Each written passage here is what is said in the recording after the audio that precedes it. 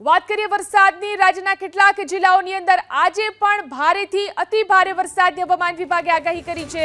આજે નર્મદા, સુરત, તાપી, અમરેલી અને ભાવનગર જિલ્લામાં છૂટાછવાયા સ્થળો ઉપર ભારેથી અતિ ભારે વરસાદની આગાહીને પગલે હવામાન વિભાગે ઓરેન્જ એલર્ટ જાહેર કર્યું છે। જ્યારે 18 જિલ્લાના કેટલાક વિસ્તારોમાં આજે ભારે વરસાદની આગાહી વ્યક્ત કરવામાં આવી છે।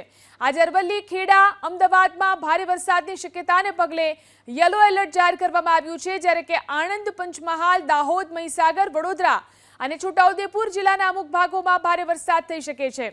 જ્યારે ભરૂચ, ડાંગ, નવસારી અને વલસાડમાં પણ ભારે વરસાદની હવામાન વિભાગે આગાહી વ્યક્ત કરી છે।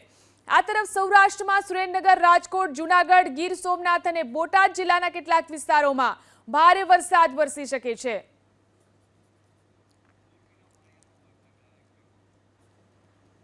વાત કરીએ વરસાદની રાજ્યના કેટલાક જિલ્લાઓની અંદર આજે પણ ભારેથી અતિ ભારે વરસાદની હવામાન વિભાગે આગાહી કરી છે।